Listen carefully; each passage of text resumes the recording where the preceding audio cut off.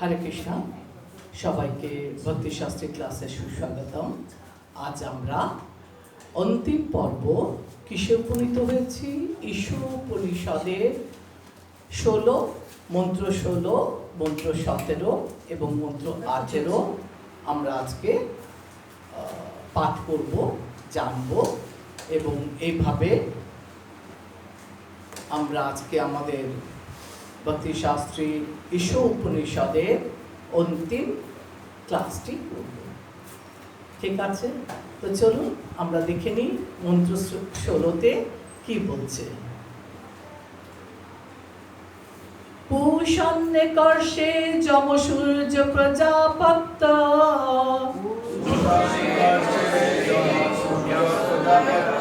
ভূয়ারশ্মিন সমোহ তেজা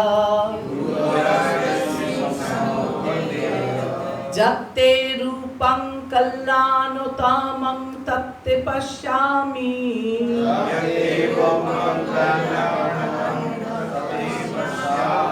जो अशो अशो पुरुष स अहम अस्मि।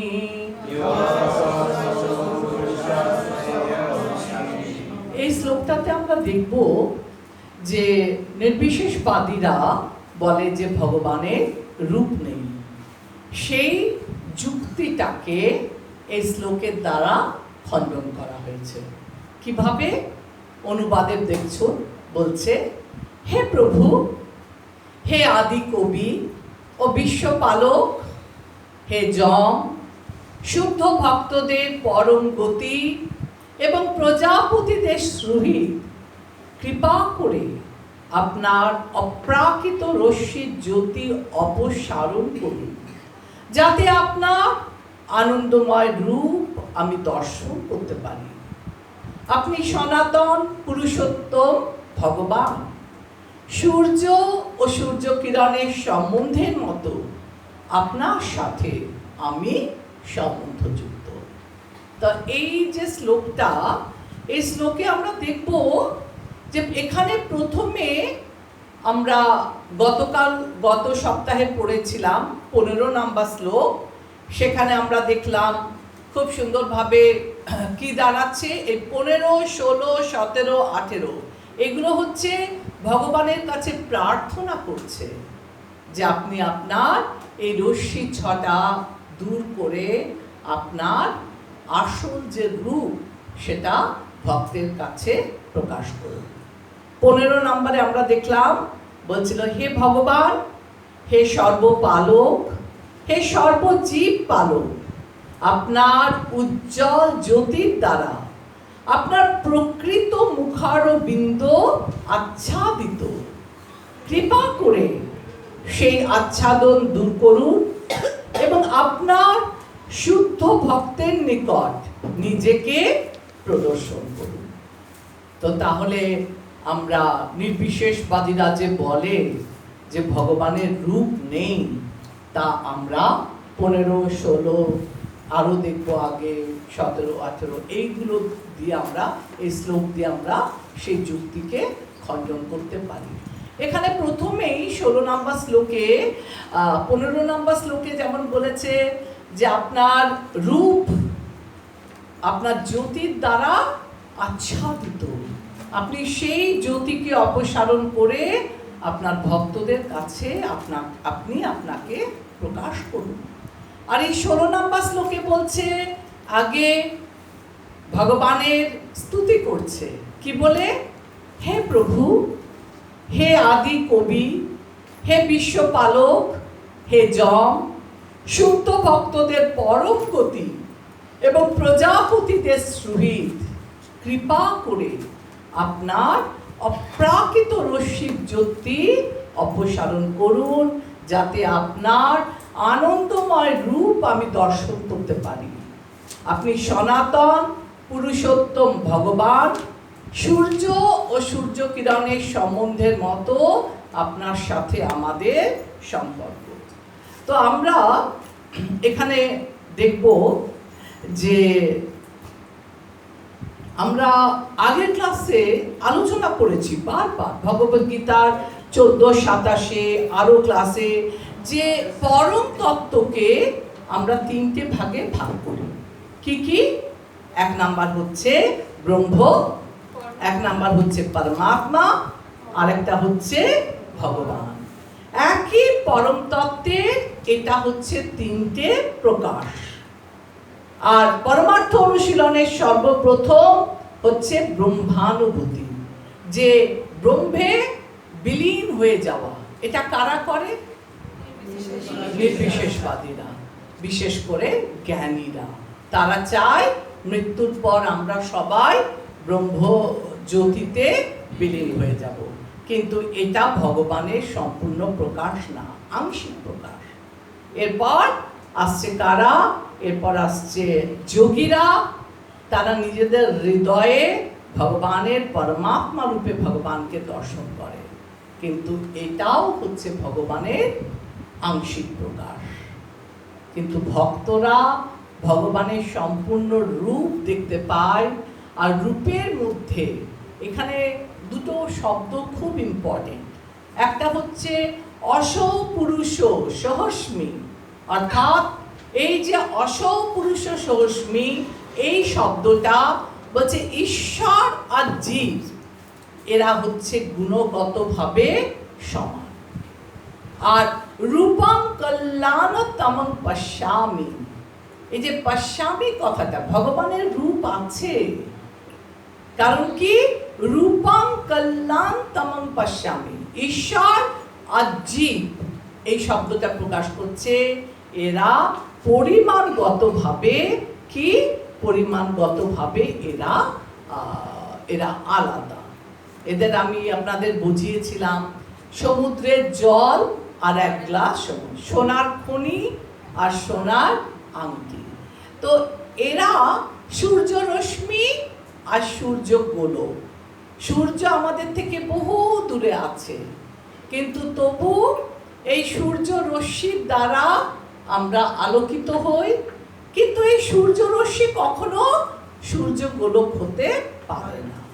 তেমনি আমরা ভগবানের বিভিন্নাংশ, আমরা কখনোই ভগবানের সমকক্ষ হতে পারি না। ভগবান ভগবানের জায়গায়, আর আমরা জীবরা হচ্ছি ভগবানের বিভিন্নাংশ। এবার দেখুন, আমাদের এখানে 8টা অনুচ্ছেদ আছে। তো প্রথম আর দ্বিতীয় অনুচ্ছেদ, এখানে আমরা কি বিষয়ে আলোচনা করা আছে না? বুহ্যরশ্মি, অর্থাৎ ব্রহ্মের ঊর্ধ্বে ভগবান আছে। প্রথম আর দ্বিতীয় স্ট্যান্জাতে আমরা আলোচনা করেছি যে কেবল ব্রহ্মজ্যোতিতেই শেষ নয়। নির্বিশেষবাদীরা বলে ব্রহ্মজ্যোতি পর্যন্ত এদের তো, এর ওপরে তারা জানতে পারে না। কিন্তু বুহ্যরশ্মি এই শব্দটা দিয়ে প্রথম এবং দ্বিতীয় অনুচ্ছেদে বর্ণনা করা হয়েছে যে এই ব্রহ্মের ঊর্ধ্বেও আছে ভগবান। তৃতীয় এবং চতুর্থ প্যারা অনুচ্ছেদ, এই তৃতীয় আর চতুর্থ অনুচ্ছেদে বলা হয়েছে যে কল্যাণতম, এই যে ওয়ার্ড কল্যাণতম, কল্যাণ, কল্যাণতর, কল্যাণতম, বলি না গুড, বেটার, বেস্ট। তো কল্যাণতম এটা হচ্ছে ভগবত উপলব্ধি পরম মঙ্গলময়, অর্থাৎ ভগবানের উপলব্ধির বেস্ট প্রসেস হচ্ছে কি? স্বয়ং ভগবানের যে রূপ, আমরা ব্রহ্ম কিংবা পরমাত্মায় না গিয়ে আমরা স্বয়ং ভগবানের যখন দর্শন করব, সেটা হচ্ছে সব থেকে কল্যাণতম। আর দেখুন এখানে ভগবানের প্রথমে স্তুতি করেছে। কি বলেছে ভগবানকে? পুষণ। পুষণ শব্দটার অর্থ কি না? পালন করা। ভগবান ভক্তি, জীব ও সব কিছুর প্রতিপালন করে।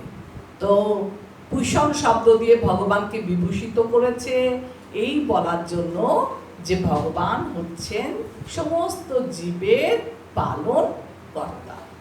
আর কি বলছে?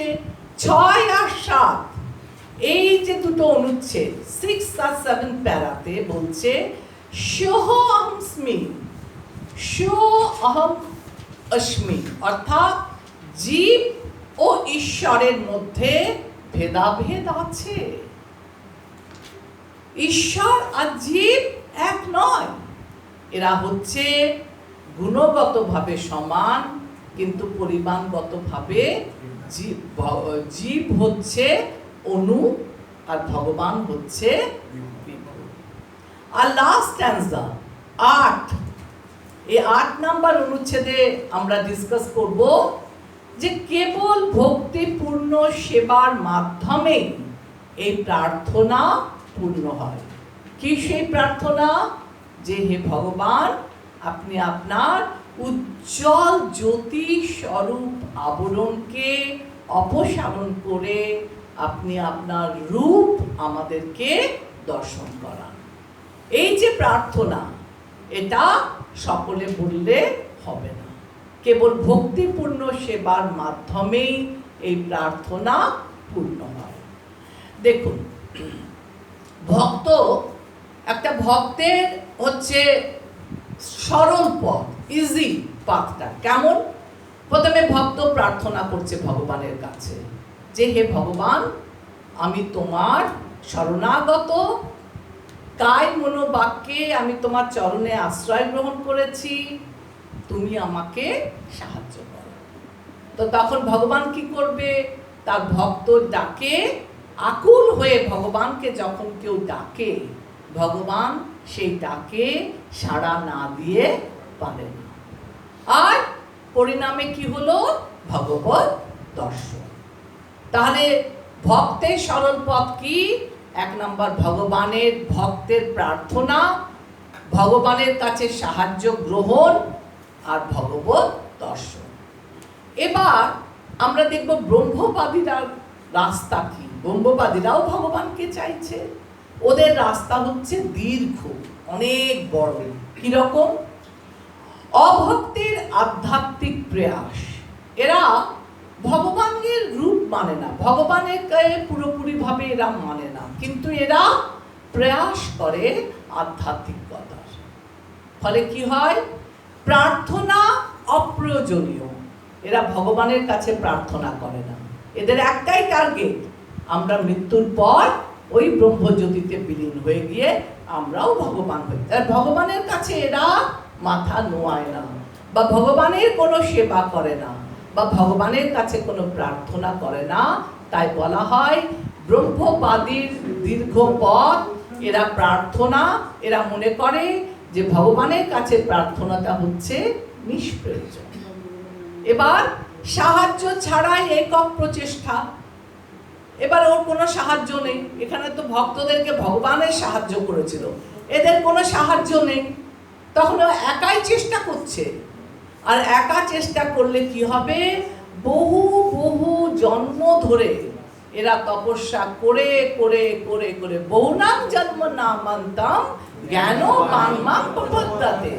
তো অনেক অনেক অনেক জন্মের পরে, অনেক রাস্তার পরে কঠোর তপস্যা করে তবে তারা জানতে পারে বাসুদেবম সর্বম ইতি সমহাত্মা। অর্থাৎ অনেক অনেক অনেক দীর্ঘ পথ কঠোর পরিশ্রম করে তারা জানতে পারে ভগবান আছে। তখন ভগবানের তান মান ধান সবকিছু অর্পিত করলে ভগবান তখন তাদেরকে দর্শন করে। এটা কি ছিল? ভক্তের সরল পথ আর ব্রহ্মবাদীদের দীর্ঘ পথ। আমি একটা জাগতিক উদাহরণ বলি, আপনাদের ভালো লাগবে শুনতে। দেখুন, কেউ কুয়োয় পড়ে গেছে, কুয়োয় পড়ে গেছে, কেউ যখন কুয়োয় পড়ে যায় তখন সে প্রথমে ছটপট ছটপট করবে, তারপর চিৎকার করবে, বাঁচাও বাঁচাও বাঁচাও, হাত তুলে, তাই না? চিৎকার করছে, প্রার্থনা করছে, ভাই কেউ আছো, দয়া করো, আমাকে বাঁচাও, আমি কুয়োতে পড়ে গেছি। এমত অবস্থায় কেউ যদি অনেক নিচে কুয়ো, ওপর দেখতে পাচ্ছে না, কেউ যদি ওপর থেকে একটা দড়ি ফেলে দেয়, দড়ির এক প্রান্ত ধরে আছে সে, আর আরেক প্রান্ত কুয়োতে ফেলে দিল। এবার আমি ভক্ত আর ব্রহ্মবাদীদের ফারাক বোঝাচ্ছি। ভক্ত দেখলো যে জীব আছে, যে এই যে দড়িটা ফেলেছে, এই দড়িটা আমি আষ্টে পিষ্টে ধরে নিই, বাবা যদি তোলে গায়ের সঙ্গে ভালো করে দড়িটাকে আমি জড়িয়ে নিই, যদি আমাকে তোলে তাহলে আমি কুয়ো থেকে বেরিয়ে যাব।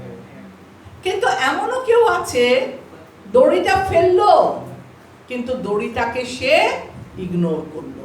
সে কি করলো? এই যে বললাম, সাহায্য ছাড়াই একক প্রচেষ্টা, সে ওঠার চেষ্টা করছে, আবার ঝুপ করে পড়ছে, আবার কুয়োর ইট ধরে ওঠার চেষ্টা করছে, গাছপালা ধরে ওঠার চেষ্টা করছে, আবার ঝুপ করে পড়ে যাচ্ছে। একক প্রচেষ্টা, ওই একক প্রচেষ্টা করছে, পড়ে যাচ্ছে, করছে, সে কিন্তু দড়িটা ধরছে না। যদি দড়িটা ধরে তবে সে উপরে সুন্দরভাবে উঠে যাবে। কিন্তু ব্রহ্মবাদীরা এই মানুষেরা দড়িটা কিন্তু না ধরে নিজে প্রয়াস করছে। নিজে প্রয়াস করতে করতে করতে করতে যখন পরিশান হয়ে যাবে তখন ভাবে একবার দড়িটা ধরে দেখি তো এটা কি অবলম্বন। প্রথমে ধরবে না তো, অত পথ নষ্ট করে যখন সে দড়িটা ধরলো তখন কি হলো, সে অনায়াসে উঠে পড়তে পারলো। আর এখানে আরেকটা খুব সুন্দর উদাহরণ আছে। একটা বনে দুটো পাখি, সবুজ পাখি, ঠিক আছে, একটা পাখি সাক্ষী হয়ে দেখছে আর আরেকটা পাখি ফল আহার করছে। এক ডাল থেকে অন্য ডাল, অন্য ডাল থেকে অন্য ডাল, অন্য ডাল থেকে অন্য ডাল, এ ফল খেয়ে বেড়াচ্ছে। কিন্তু যে সাক্ষী আরেকটা পাখি, সে শুধু এক জায়গায় বসে সর্বক্ষণ নিরীক্ষণ করছে যে ও কি করছে। সে যদি আত্মা আর পরমাত্মার সঙ্গে কম্পেয়ার করেছে, সে পাখিটা বসে আছে, সে যদি একবার ফিরে তাকায় পরমাত্মা থেকে তবে সে কি করতে পারবে, মুক্ত হতে পারবে। কিন্তু না, সে ফল আহার করে, অর্থাৎ সে ভোগ করছে, এ গাছের সমস্ত ফল ভক্ষণ করে আরেকটা গাছে উঠে যাচ্ছে, আরেকটা ডাল থেকে আরেকটা ডালে যাচ্ছে। এইভাবে জন্ম জন্মান্তর ধরে জীব কি করছে, তার কামনা বাসনাগুলো ফুলফিল করার জন্য এক জন্ম থেকে অন্য জন্মে, এক দেহ থেকে অন্য দেহে দেহান্তরিত হবে। ওই যে আপনাদের বলেছিলাম যে মৃত্যুর সময় এক ব্যক্তি চিন্তা করছে, আহা কি সুন্দর আমি ঘরে মাছ ভাত খেতাম। মৃত্যুর সময় সে আর তখন খাবারের কথা চিন্তা হলো, কারণ কি সে মাছ খেতে খুব ভালোবাসতো। করতে করতে তার মৃত্যু হলো। ওই যে মনে মনে কামনাটা ছিল, ভগবান বলল যা, আর তোকে কষ্ট করে মানুষ হতে হবে না, কষ্ট করে বাজার গিয়ে মাছ কিনতে হবে না, ঘরে এনে কাটতে হবে না, কষ্ট করে রান্না করতে হবে না, কষ্ট করে মুখে চিবিয়ে খেতে হবে না। এই জন্মে আমি তোমাকে মাছরাঙা করে দিলাম, তুমি গাছের ডালে বসো, টপাটপ মাছ ধরো আর তো কি হলো, কত আমাদের কামনা বাসনাগুলোকে ভগবান দেখেন। আর এই কামনা বাসনাগুলো মৃত্যুর সময় আমরা বলি না, দেখুন খালি হাতে এসেছি, আমরা খালি হাতে যাব। বস্তুত আমরা কেউ খালি হাতে আসিনি, আর মৃত্যুর পরও আমরা খালি হাতে যাব না। কে যাবে? মৃত্যুর সময় আমাদের আত্মা যাবে। আত্মার সাথে কে যাবে? পরমাত্মা যাবে সাক্ষী রূপে। তার কামনা বাসনা কি সেই সব জেনে জড়া প্রকৃতি তাকে একটা দেহ দেবে। আর কি যাবে মৃত্যুর সময়? আমাদের সূক্ষ্ম দেহ, সেটা কি? মন, বুদ্ধি, অহংকার। এই জন্মে যেগুলো আমরা ফুলফিল করতে পারিনি সেগুলো আমরা পরবর্তী জন্মে পরবর্তী দেহে সেগুলো ফুলফিল করব। তাহলে মৃত্যুর সময় আত্মা গেল শরীর ছেড়ে, আত্মার সাথে গেল পরমাত্মা, তার সাথে গেল আমাদের সূক্ষ্ম দেহ, মন, বুদ্ধি, অহংকার, তার সাথে গেল আমাদের কামনা বাসনাগুলো। কামনা বাসনা আমাদের এই জন্মে কি ইচ্ছা ছিল, কোন ইচ্ছাটা এই জন্মে আমরা পূর্ণ করতে পারিনি, সেই ইচ্ছাগুলো সাথে সাথে গেল। আর কি গেল? আমাদের কর্মফল, আমরা কি কাজ করলাম। আর গেল আমাদের স্বীকৃতি। স্বীকৃতি কি? স্বীকৃতি হচ্ছে এই জীবনে আমি কতটা ভগবত ভক্তি করলাম, কতটা ভগবানের ভজন করলাম। যেখানে অবধি আমরা শেষ করেছিলাম এই ভক্তির কোনো বিনাশ নেই। দেখুন, আপনি ক্লাস 10 পাস করেছেন, 12 পাস করেছেন, গ্র্যাজুয়েশন, পোস্ট গ্র্যাজুয়েশন, পিএইচডি করেছেন, সার্টিফিকেট আছে, মৃত্যুর পর এই সব কিছু বেকার, এত পড়াশুনো সব বেকার। কিন্তু আমরা যদি পারমার্থিক বিদ্যা অর্জন করি সেটা কিন্তু বেকার হবে না। পরবর্তী জন্মে যেখান থেকে আমরা শেষ করেছি, পরবর্তী সময় ভগবান আমাদের সুযোগ দেবেন যে পরবর্তী জীবনে আমরা যেন আবার খুব সুষ্ঠুভাবে ভগবত ভক্তি করে এগিয়ে যেতে পারি। এবার দেখুন, ভগবত উপলব্ধি আর ব্রহ্ম উপলব্ধি। ভগবানের উপলব্ধিটা কিরকম? ভগবানের উপলব্ধি হচ্ছে জ্ঞান, ভগবানের কৃপা, আর তারপরে আমাদের উপলব্ধি। আমরা তখন উপলব্ধি করতে পারি। আমাদের নলেজ যতই থাকুক, আমরা ভগবানের কৃপা ছাড়া ভগবানকে উপলব্ধি করতে পারবো না। আর যারা ব্রহ্ম উপলব্ধি করছে তারা হচ্ছে কেবল জ্ঞান, তারা ভগবানের কৃপা চায় না, বা তারা ভগবানের প্রার্থনা করে না, যারা ব্রহ্মে বিলীন হয়ে যেতে চায়। তো এদের বিশ্বাসটা হচ্ছে খুব ক্ষীণ। কিন্তু ভক্ত ভগবত সেবা সুখ, অর্থাৎ সে ভগবানকে সেবার মাধ্যমে সন্তুষ্ট করছে, তার নিজের জ্ঞানের সঙ্গে ভগবানের কৃপা মিশিয়ে ভগবত সুখ উপলব্ধি করছে। আচ্ছা, এরপর আপনারা পড়ুন। আচ্ছা, কোথা থেকে পড়বেন? এখানটা পড়ুন। ভক্ত, হ্যাঁ, আমি বলে দিচ্ছি কোথা থেকে পড়বেন। ভক্ত সর্বান্তকরণে তার, পেয়েছেন? হ্যাঁ,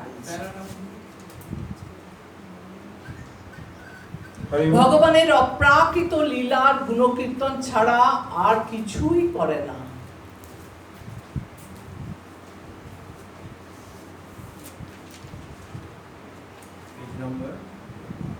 আচ্ছা, এই যে পেজ নাম্বার হচ্ছে আপনার 84। একদম প্রথমে, হ্যাঁ, 15 নম্বর শ্লোক নাম্বার 15। শ্লোক না, এখান থেকে পড়ুন আপনারা যে এটি ভগবদ গীতায় প্রতিপন্ন হয়েছে, যেখানে ভগবান বলছেন যে তিনি হচ্ছেন ব্রহ্মজ্যোতি ও সর্বব্যাপী পরমাত্মার মূল উৎস, পরম তত্ত্বের চরম ধারণা। ভগবদ গীতা শ্রীকৃষ্ণ বলেছেন যে তিনি হচ্ছেন পরম তত্ত্বের নির্বিশেষ ধারণা, ব্রহ্মজ্যোতির অন্তিম উৎস, এবং তার অসীম শক্তি ব্যাখ্যা করার কোনো প্রয়োজন নেই। তিনি বলেছেন, অথবা বহু নৈতেন ইঙ্গেতেন তবার্জুন ইষ্টব্যাহমিদং কৃষ্ণ একং কাস্মিন স্থিত জগৎ। কিন্তু অর্জুন, এই সমস্ত কিছুর পুঙ্খানুপুঙ্খ জ্ঞানের কি প্রয়োজন? আমার এক অংশের দ্বারা সমগ্র বিশ্বজগতে আমি পরিব্যাপ্ত হয়ে অবস্থিত আছি। ভগবদ্গীতার 10ম অধ্যায়ের 42 শ্লোকে এভাবেই তার অংশ প্রকাশ। এই সর্বব্যাপী পরমাত্মা সম্পূর্ণ জড় মহাজাগতিক সৃষ্টিকে পালন করেন, সেই সঙ্গে চিন্ময় জগতে সমস্ত প্রকাশও তিনি প্রতিপালন করেন।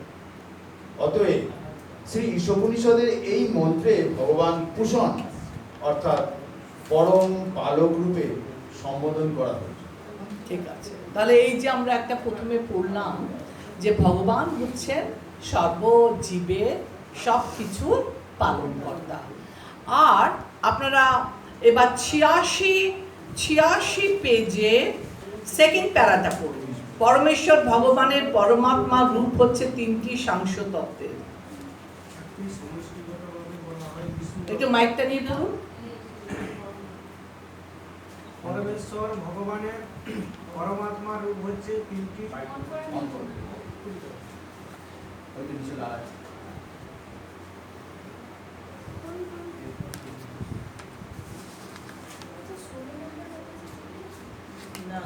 এটা 15টা 15টা। এটা মেন আপনাদের এই জন্য বলছি যে এখান থেকে আপনারা জানবেন 15 নম্বরের এই শ্লোক থেকে যে ভগবান কিভাবে, যেটা আমরা আগের দিন আলোচনা করেছিলাম, যে কিভাবে তিনটে রূপে পরম তত্ত্বের প্রকাশ হয়। একবার একটু পড়ে দিন আপনি এটা, তারপরে আমরা আসছি 16 নম্বর। হ্যাঁ পড়ুন। পরমেশ্বর ভগবানের পরমাত্মা রূপ হচ্ছে তিনটি সাংস তত্ত্বের একটি এবং সমষ্টিগতভাবে বলা হয় বিষ্ণু তত্ত্ব। এই ব্রহ্মাণ্ডের বিষ্ণু তত্ত্ব ব্রহ্মা, বিষ্ণু এবং শিব এই তিন মুখ্য দেবতার একজন ক্ষীরোদক্ষাই বিষ্ণু নামে অভিহিত। তিনি প্রতি জীবের মধ্যে সর্বব্যাপী পরমাত্মা রূপে বিরাজিত। গর্ভদক্ষাই বিষ্ণু হচ্ছে সকল জীবের সমষ্টি অন্তর্যামী। এই দুজন ছাড়াও কারণ সমুদ্রে কারণদক্ষাই বিষ্ণু সাহিত্য আছেন। তিনি সকল ব্রহ্মাণ্ডের সৃষ্টিকর্তা। যোগ পদ্ধতিতে একনিষ্ঠ যোগ অনুশীলনকারীকে শিক্ষা দেয় যে কিভাবে এই জগৎ সৃষ্টির 24টি উপাদান অতিক্রম করে বিষ্ণু তত্ত্বের সাক্ষাৎ লাভ করা যায়। অভিজ্ঞতা লব্ধ দার্শনিক জ্ঞানালোচনা ভগবান শ্রীকৃষ্ণের আপ্রাকৃত দেহনিষ্ঠিত অত্যুজ্জ্বল আলোক নির্বিশেষ ব্রহ্মজ্যোতি উপলব্ধির সহায়ক।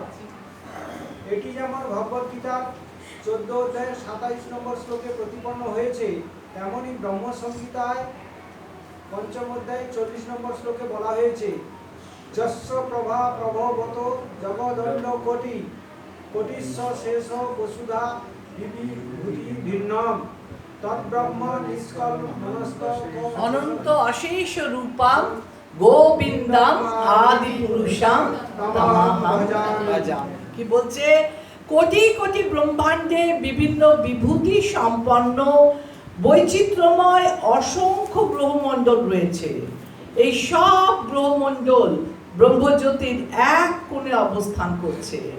এই ব্রহ্মজ্যোতি হচ্ছে আমার উপাস্য পুরুষোত্তম ভগবানের অপ্রাকৃত দেহ নিঃসৃত রশ্মি ছটা। এই শ্লোকগুলোতে 15, 16 এরা খুব ইন্টার রিলেটেড। এই একই কথা দেখবেন বারবার বলছে যে ভগবত তত্ত্বের তিনটে স্টেজ, একটা হচ্ছে ব্রহ্ম, একটা হচ্ছে পরমাত্মা, আর একটা হচ্ছে ভগবান স্বয়ং। আর এদের কম্পেয়ার করেছে কার সাথে? সূর্য আর সূর্য গোলক, সূর্য রশ্মি, সূর্য গোলক আর সূর্য দেবতা। ঠিক তেমনি ভগবান তার ব্রহ্মজ্যোতি, পরমাত্মা আর স্বয়ং মুরলীধর দ্বিভুজ কৃষ্ণ। আমরা ব্রহ্মসংহিতাতে দেখেছি, চিন্তামণি প্রকর সবমৌষু কল্প বৃক্ষ লক্ষাবৃতেষু সুরভিরভিপালয়ন্তম লক্ষ্মী সহস্র শত সম্ভ্রম সেব্যমান্যং গোবিন্দম আদি পুরুষং তমহং ভজামি। যেখানে ভগবানের যেখানে আসল বাড়ি সেই গোলক বৃন্দাবনে, যিনি লক্ষ লক্ষ কল্পবৃক্ষ দ্বারা আবৃত, চিন্তামণির দ্বারা রচিত ধামে সমস্ত বাসনা পূরণকারী সুরভি কাবিদের পালন করছেন, এবং যিনি নিরন্তর শত শত লক্ষ্মী দেবীর দ্বারা সম্ভ্রম সহকারে পরিসেবিত হচ্ছেন, সেই আদি পুরুষ গোবিন্দকে আমি ভজনা করি। তাহলে ভগবানের অবস্থান কোথায়? ভগবানের অবস্থান হচ্ছে ব্রহ্মলোকের ঊর্ধ্বে। এটাই বলার চেষ্টা করেছে। আচ্ছা, দড়ি ফেরার গল্প তো আমি আপনাদের করলাম। এবার বলছে ভগবত সন্দর্ভে শ্রীল জীব গোস্বামী বলেছেন, পরমেশ্বর ভগবানের মধ্যে পরম তত্ত্বের পূর্ণ ধারণা উপলব্ধি করা যায়, কারণ তিনি হচ্ছেন সর্বশক্তিমান এবং সমস্ত প্রাকৃত ক্ষমতার অধিকারী। ব্রহ্মজ্যোতির মধ্যে পরম তত্ত্বের পূর্ণ শক্তি উপলব্ধি করা যায় না। আর কি বলছে? তাই ব্রহ্ম উপলব্ধি হচ্ছে পুরুষোত্তম ভগবানের কেবল একটা আংশিক প্রকাশ। আর কি বলছে? আর বলছে যে হে জ্ঞানবান ঋষিগণ, এবার ভগবান এই যে শব্দটা, এটা খুব ইম্পর্টেন্ট। ভগবান শব্দটার অর্থ কি? বলছে প্রথম অক্ষরটির দুটি কারণে তাৎপর্য। প্রথমত, যিনি সম্পূর্ণ প্রতিপালন করেন, ভ এই অর্থে, এবং দ্বিতীয়ত তিনি হচ্ছেন অভিভাবক। দ্বিতীয় কি? ভগবানের গ, ভ শব্দ দিয়ে কি বলছে? তিনি হচ্ছেন প্রতিপালক আর তিনি হচ্ছেন আমাদের অভিভাবক। ভ গো বা না, ভ দিয়ে দুটো হলো। এবার গ দিয়ে কি বলছে দেখুন। গ অর্থ তিনি আমাদের পথ প্রদর্শক, তিনি আমাদের পরিচালক বা স্রষ্টা। ভ গো বান, ব শব্দটি ইঙ্গিত করছে যে সমস্ত জীবেরা ভগবানের মধ্যেই বাস করছে। কি করে? সমস্ত জীবরা কি করে ভগবানের মধ্যে বাস করছে? না, আমরা আপনাদের পড়িয়েছিলাম আগের ক্লাসে যে স্বয়ং বিষ্ণু নিজেকে তিনটে অবতার রূপে প্রকাশ করলো, পুরুষাবতার। কে কে? এক নাম্বার হচ্ছে কারণোদকশায় বিষ্ণু, দুই নাম্বার গর্ভোদকশায় বিষ্ণু, আর তিন নাম্বার হচ্ছে ক্ষীরোদকশায় বিষ্ণু। আর এই যখন মহাপ্রলয় হয় তখন সব কিছু ব্রহ্মা নিয়ে কারণোদকশায় বিষ্ণুর হৃদয়ের ভেতর, শরীরের ভেতর আমরা নিঃশ্বাস প্রশ্বাসের মাধ্যমে ঢুকে পড়ি। তাহলে আমরা কি পড়াচ্ছিলাম? ভগবান, ব শব্দের অর্থ। ব শব্দের অর্থ কি? ব শব্দের অর্থ হচ্ছে যে সমস্ত জীবেরা ভগবানের মধ্যে বাস করেন এবং তিনি সমস্ত জীবের মধ্যে বাস করেন। ভগবান কি করে সব জীবের মধ্যে বাস করছে? কারণ পরমাত্মা রূপে সবার হৃদয়ে তিনি বাস করছেন। পক্ষান্তরে অপ্রাকৃত শব্দ ভগবান সম্পূর্ণভাবে জড়, হেয়তা শূন্য, অসীম জ্ঞান, বিভূতি, শক্তি, ঐশ্বর্য, বল এবং প্রতিপত্তির প্রতীক। তাহলে এবার দেখুন, জ্ঞানী আর ভক্ত, জ্ঞানীদের কষ্ট অধিক। জ্ঞানীরা ভগবান, এই দন্তন্য শব্দে এটা বলতে চাইছে যে এই ভগবান একসাথে এতগুলো দিয়েছে। পক্ষান্তরে ভগবানের অপ্রাকৃত শব্দ, ভগবান সম্পূর্ণভাবে জড়, হেয়তা শূন্য, অসীম জ্ঞান, বিভূতি, শক্তি, ঐশ্বর্য, বল এবং প্রতিপত্তির প্রতীক।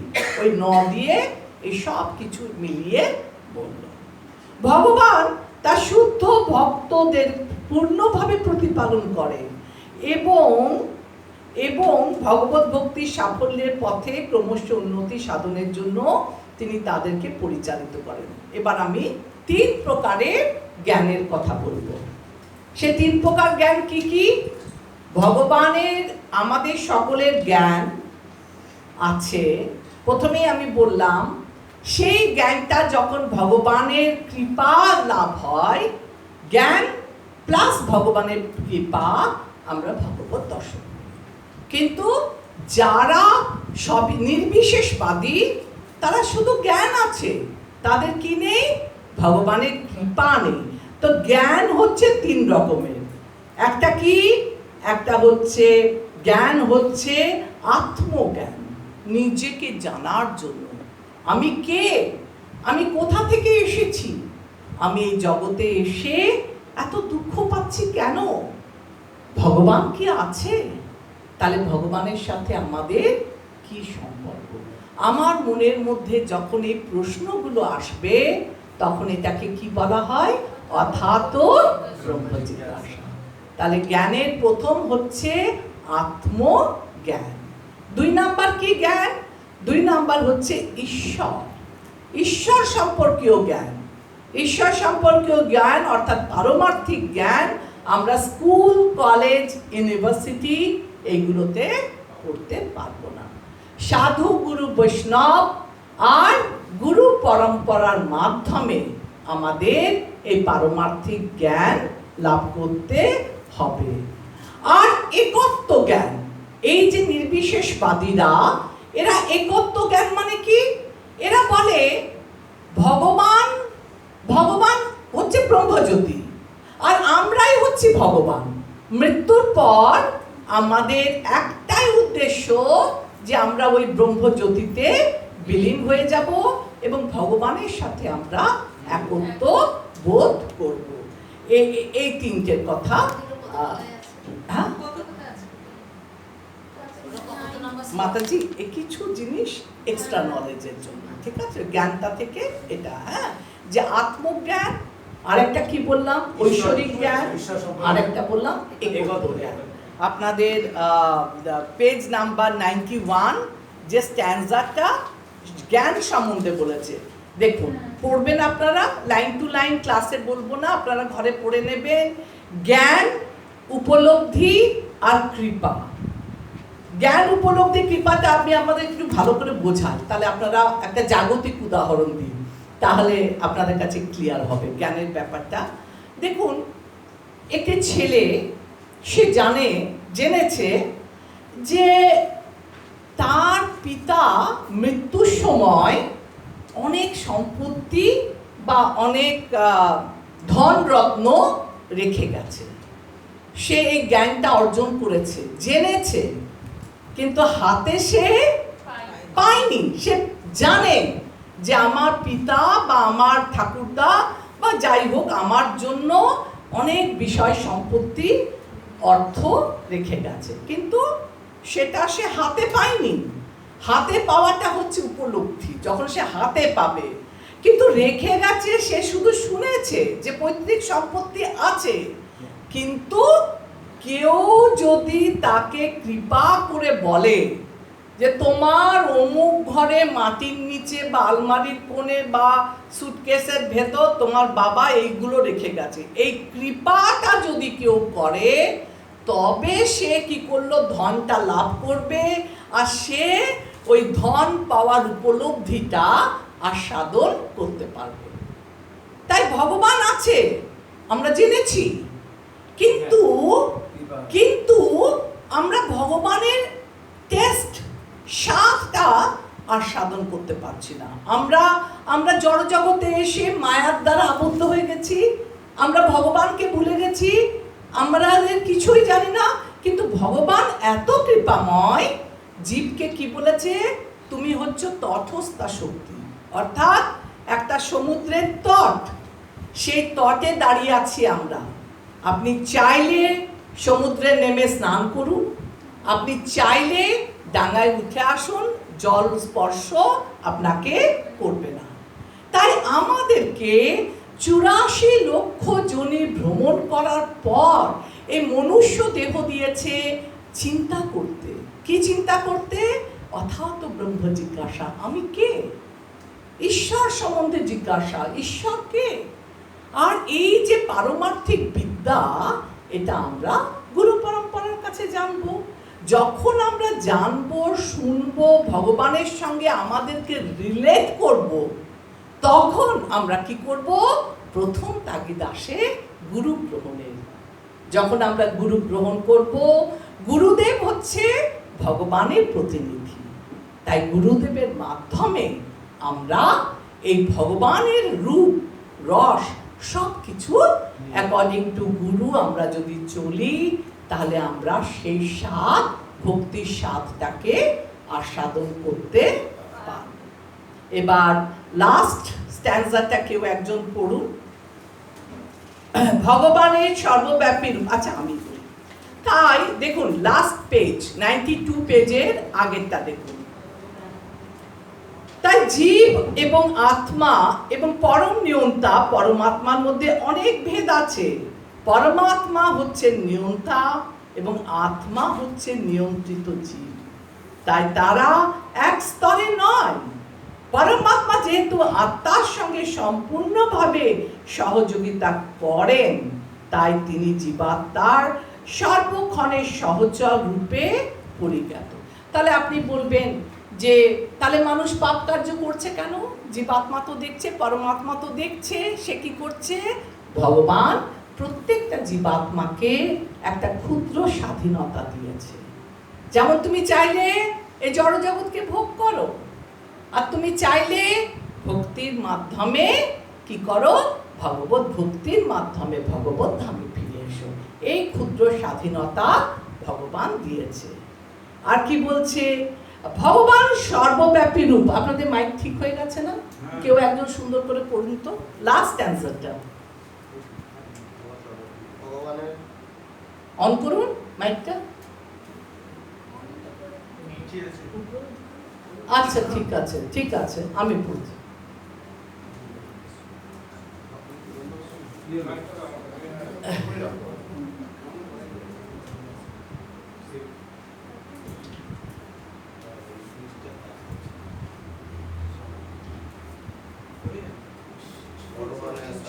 আচ্ছা আমি জিনিসটা শর্টে বলে দিচ্ছি। বলছে যারা ভগবানের শুদ্ধ ভক্ত নয়, ভগবান তাদের কাছে কখনোই নিজেকে প্রকাশ করে না। কি দিয়ে আবরণ করে? মায়ার জবনিকা। মায়ার দ্বারা অভক্ত থেকে ভগবান অনেক দূরে থাকে। কিন্তু যারা ভগবানের ভক্ত, যারা শুদ্ধ ভক্ত নয় এবং যারা কেবলমাত্র ভগবানের ব্রহ্ম বা পরমাত্মা উপলব্ধি করেছে, তারা শুদ্ধ ভক্তের ক্রিয়াকলাপ হৃদয়ঙ্গম করতে পারে না। ভগবান শুদ্ধ ভক্তদের হৃদয়ে প্রয়োজনীয় জ্ঞান প্রদান করে সর্বদাই তাদের সাহায্য করেন। এইভাবে তার বিশেষ অনুকম্পা বশত সমস্ত অজ্ঞানের অন্ধকার বিদূরিত হয়। আমরা যখন মঙ্গলাচরণ করি আমরা কি বলি? ওম অজ্ঞানতিমিরান্ধস্য জ্ঞানাঞ্জন শালাকায়া চক্ষুরুন্মিলিতং যেন তস্মাই শ্রী গুরবে নমঃ। অর্থাৎ হে গুরুদেব, তুমি আমার জন্ম হয়েছিল অন্ধকার, অজ্ঞতার গভীরতম অন্ধকার প্রদেশে। তুমি আলোকবর্তিকা দিয়ে, জ্ঞানরূপী আলোকবর্তিকার দ্বারা আমাদের চক্ষু উন্মীলিত করেছেন। সেই গুরুদেবকে আমি আমার সশ্রদ্ধ প্রণাম নিবেদন করি। তাই বলছে যে আমাদের কি দরকার? শুদ্ধ ভক্তকে ভগবান ভেতর থেকে পরমাত্মা রূপে আছে, আর ভেতর থেকে সাহায্য করে। কেমন ভাবে সাহায্য করে ভেতর থেকে? না দেখুন, অন্তিম কালে আমরা জানি যে কেউ ভেন্টিলেটরে শুয়ে আছে, অন্তিম কাল, হ্যাঁ, চারদিকে স্যালাইন চলছে, মুখের মধ্যে মাস্ক পরা, সে মতো অবস্থায় ভগবানকে স্মরণ করা হয়তো যন্ত্রণায় কাতরাচ্ছে, সে মতো অবস্থায় হয়তো ভগবানকে স্মরণ করা সম্ভব হবে না। ভগবান বলছেন আমি তখন ভেতর থেকে অন্তর্যামী রূপে আমার সেই ভক্তকে আমি আমার নামের কথা, আমার কথা স্মরণ করিয়ে দিই। কারণ আমরা গীতায় পড়েছি অন্তকালে চ মামেব শরণং মুক্তাকালে পরাম जो प्रयाति मद्भावं जाति नास्तत्र संशय। অন্তিম কালে যদি কেউ আমার ভজনা করে, আমার নাম করে, তাহলে সে নিঃসন্দেহে আমার কাছে ফিরে আসে।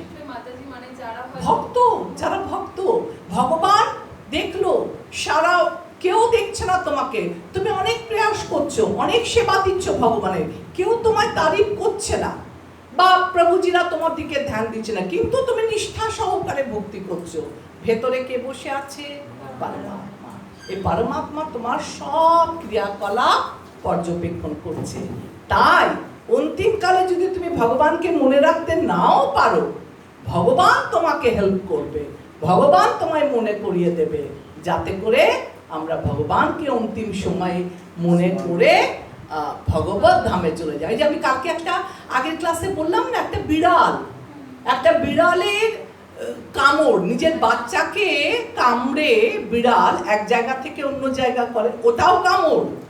আর একটা ইঁদুরকে যখন কামড়াচ্ছে তখন ওটা মরণ কামড়, ওকে মৃত্যুকাল রূপে কামড়ে ওকে নিধন করছে। তেমনি ভক্ত আর অভক্ত, ভক্ত যখন মৃত্যু হয় ভগবান স্বয়ং আসে, বিষ্ণু দূত এসে নিয়ে গেল। আর অভক্ত যখন মৃত্যু হয় ভগবান আসেন কি রূপে? কাল রূপে আসে, তার কাছে ভয়ঙ্কর রূপে আসে। তাই একটা বিড়াল ছানা যেমন একটা ইঁদুর ধরার কামড়, একটা নিজের বাচ্চাকে ধরার কামড়, যেটা যেমন আলাদা আলাদা, তেমনি মৃত্যু ভগবানের কাছে, ভক্তর কাছে আর অভক্তের কাছে ওইভাবেই দেখা দেয়। তাহলে আমাদের কনক্লুশন কি? আমাদের কনক্লুশন হচ্ছে আমরা যারা ভক্ত সবার কি উচিত? ভগবানকে উপলব্ধি করার, আমি জাস্ট বলছি, ভগবানকে উপলব্ধি করার দুটো রাস্তা কি কি? একটা হচ্ছে সবিশেষ, একটা হচ্ছে নির্বিশেষ। যারা সবিশেষের দর্শন পেতে চায় তারা কি পাবে? সৎ, চিত এবং আনন্দ। ঈশ্বর পরম কৃষ্ণ সচ্চিদানন্দ বিগ্রহ অনাদির আদি গোবিন্দ সর্বকারণ কারণ। আর যারা নির্বিশেষ তারা শুধু সৎ, তারা নিত্য, তারা শুধু আংশিক, পার্শিয়াল, তারা জ্ঞান অর্জন করে। আর ভগবান কি বলেছে? আমি আমার ভক্তকে সর্বভাবে প্রোটেক্ট করি, রক্ষা করি। আর আমি তো কোথায় নিয়ে যাই সবাইকে? ভগবত ধামে নিয়ে যায়। যদ গত্তা না নিবর্ততে তদ্ধাম পরমং মম। যেখানে গেলে আর তোমাকে এই জড়া জগতে ফিরে আসতে হবে না। এবার দেখুন, এই যে আমাদের 16 নম্বর শ্লোকটা পড়লাম, এটা হচ্ছে যে ভগবত সেবা লাভ আর ভগবত সেবায় অনাগ্রহ। ভগবত সেবা করলে কি হলো? আমাদের আত্মশোধন হলো, চিন্ময় স্তরে আমরা উন্নত হতে পারবো। কিন্তু ভগবত সেবায় যদি আমরা অনাগ্রহ দেখাই তাহলে অত্যাশ্চর্য কৃপার আশা, উন্নত স্তব্ধ, আমাদের উন্নতি হবে না। তো এরপরে আমরা দেখব 17 এবং 18 নাম্বার মন্ত্র। খুলুন সবাই আপনাদের 17 এবং 18 নাম্বার মন্ত্র। সেখানে আমরা কি দেখছি? সেখানে আমরা দেখছি ভগবানের কাছে খুব সুন্দরভাবে প্রার্থনা করেছে। কি প্রার্থনা? কিংবা দেখুন, আমরা এখনো অবধি কি পড়েছি? 1, 2, 3, 4, 5, 6, 7, 8, 9, 10, 11, 12, 13, 14, 15, 16। এই 16টাতে আমরা কি পড়লাম আরেকবার একটু রিক্যাপিচুলেট করে নিই। আবাহন থেকে মন্ত্র 3, এখানে আমরা দেখলাম যে ঈশ্বরের নীতি, ঈশাবাস্য নীতির সঙ্গে সামঞ্জস্য বিধান। মন্ত্র 4 থেকে 8-এ আমরা পেলাম ঈশ্বরকে আমরা কিভাবে চিনব, কি করে আমরা ভগবানকে চিনব, আমাদের সঠিক চিন্ময় দৃষ্টি। মন্ত্র 9 থেকে 11 আমরা পড়লাম যে যথোপযুক্ত জ্ঞান অর্জন করতে হবে, বিদ্যা এবং অবিদ্যা। বিদ্যা কি, অবিদ্যা কি, কি করে ভগবানের জ্ঞান আমরা লাভ করব। 13-14 এই দুটোতে পড়লাম ঈশ্বর উপাসনার ভ্রান্ত পথ আছে, সঠিক পথ আছে। বলে না, যত মত তত পথ, আমাদেরকে সঠিক পথটা গ্রহণ করতে হবে। আর মন্ত্র 15, 16, 17, 18 ঈশ্বরের আত্মপ্রকাশের জন্য ব্যাকুলভাবে আমাদের প্রার্থনা যে হে ভগবান, তুমি আমাকে দেখা দাও। চলুন মন্ত্র 17। বায়ু অনিলম অমৃতম অথো ইদং, ভস্মান্তং শরীরম, ওম ক্রতো স্মারো কৃতং স্মারো, ক্রতোশ্বর কৃতং স্মর, ধন্যবাদ। এই অনিত্য শরীর ভস্মীভূত হোক এবং সমগ্র বায়ুর সঙ্গে প্রাণ বায়ু মিলিত হোক। এখন হে ভগবান, কৃপা করে আমার সমস্ত উৎসর্গগুলি স্মরণ রাখবেন, এবং যেহেতু আপনি হচ্ছেন পরম শহীদ, তাই কৃপা করে আপনার জন্য যা কিছু আমি করেছি সেই সমস্ত স্মরণ রাখবেন। অর্থাৎ সব শেষে প্রার্থনা করছে ভগবানের কাছে যে আমি আপনার সঙ্গে যা যা আপনার জন্য করেছি, আপনি মৃত্যুর সময় দয়া করে সব কিছু স্মরণ রাখবেন। এবার দেখো, এই মন্ত্রতে আমরা 15টা অনুচ্ছেদ পড়ব।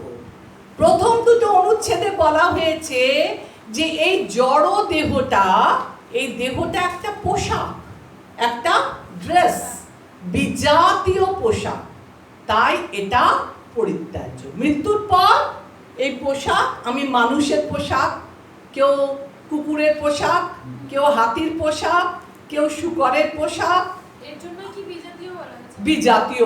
বিজাতীয় মানে এক এক জাতীয়, মানুষ জাতি মানুষের মতো কত 84 লক্ষ জনই আছে, আর আমরা অ্যাকর্ডিং টু আমাদের কর্মফল আমরা এক একটা বিজাতীয় পোশাক লাভ করি। 3 থেকে 5 শ্লোকে দেহ ত্যাগের শ্রেষ্ঠ পন্থা ভগবত শরণাগতি। ভগবানকে আমরা কিভাবে, আমরা মৃত্যুর সময় কি করব? দেহ ত্যাগ করছি। দেহ ত্যাগে সব থেকে বেস্ট পন্থা হচ্ছে যে ভগবানকে স্মরণ করে আমরা মৃত্যুবরণ করব। 6 আর 7 মৃত্যু পূর্বের মনোভাবের গুরুত্ব। মৃত্যুর আগে আপনার মনোভাব, এই যে আপনাদের বললাম মাছ খেতে চাইছেন, পরের জন্মে আপনাকে ভগবান বলবে যা, একদম মাছরাঙা পাখি, বাজার যেতে হবে না, মাছ কিনতে হবে না, দোকান করতে হবে না, রান্না করতে হবে না, ডাইরেক্ট আপনার মাছ খাওয়ার এত শখ করে দিল আপনাকে মাছরাঙা পাখি। তাই বলছে মৃত্যুর পূর্বে আপনার কি মনোভাব, সেই মনোভাবটা কিন্তু গুরুত্বপূর্ণ। 8 আর 9 কৃষ্ণ কখনো আমাদের সেবা বিস্মিত হন না। যে বলছে না, হে ভগবান মনে রেখো আমি তোমার জন্য কি কি কাজ করেছি, তুমি আমাকে ভুলে যেও না। তাই বলছে যে ভগবান কখনো তার সেবা কেউ করলে বিস্মৃত হন না। 10 আর 11 নম্বর অনুচ্ছেদে আমরা পড়ব কৃষ্ণের কৃপা ভক্তির দ্বারা সর্বদা সহজলভ্য। কৃষ্ণকে কৃপা এমনি এমনি আপনাকে করবে না, আপনি ভগবানকে ভক্তি করবেন, সৎ পথে থাকবে, তাহলে আপনি ভগবান আপনার কাছে ধরা দেবে। নাম আর নামই অভিন্ন। আমরা যখন হরে কৃষ্ণ মহামন্ত্র জপ করব, আমাদের মনে অসংখ্য চিন্তা আসবে, আমরা বারবার আমাদের ধ্যানকে, আমাদের জপকে ডিস্টার্ব করবে। কিন্তু আমরা যদি ভগবানের কাছে জপের আগে সংকল্প করি যে হে গুরুদেব, আমি যেন এক জায়গায় বসে একসাথে প্রথম 16 মালাটা যেন নির্বিঘ্নে সম্পন্ন করি। যখন আপনি ভগবানের কাছে সংকল্প করবেন, গুরুদেবের কাছে সংকল্প করবেন, আপনাকে গুরুদেব শক্তি দেবে। আর একই স্থানে বসে সেটা সাধারণত সূর্য ওঠার আগে শেষ করলে ভালো হয়। তারপর সারাদিন যখন আপনার প্রফেশনাল লাইফে চলে আসবে, আপনাকে গৃহস্থরা বারবার ডিস্টার্ব করবে, আপনি স্কুলে গেলে টিচার স্টুডেন্ট এরা ডিস্টার্ব করবে, আপনি বিজনেস করতে গেলে, তখন আপনার মিক্সচার। কিন্তু প্রথম 16 মালাটা খুব সাবধানে সমগ্র মনকে জপের মধ্যে বসিয়ে ভগবানের নাম জপ করতে হবে। আচ্ছা, অনুচ্ছেদ 12 ভাগবতের প্রার্থনার যথাযথ ব্যাখ্যা, আর 13 আর 15তে ভক্তি অনুশীলনের মাধ্যমে দেহত্যাগের প্রস্তুতি। এটা আমি শর্টে বলছি। মৃত্যুর আগে কিভাবে প্রস্তুতি? ঠিক যেভাবে পরীক্ষিত মহারাজ, আপনারা জানেন গল্প, মৃত্যু 7 দিন বাকি আছে, তখন পরীক্ষিত মহারাজ কি করলো?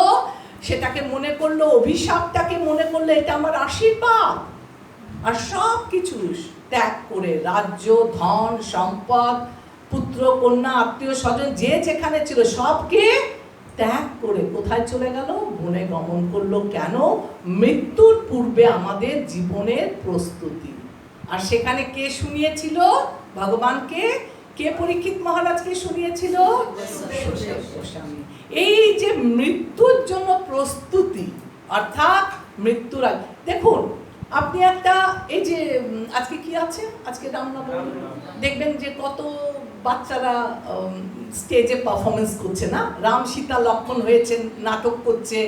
এই যে নাটক করছে স্টেজে উঠে, এরা ডাইরেক্ট করেনি, এরা তার 1 মাস আগে থেকে ঘরে প্র্যাকটিস করছে, তবে গিয়ে আজ স্টেজ পারফরমেন্সটা খুব সুন্দর করলো।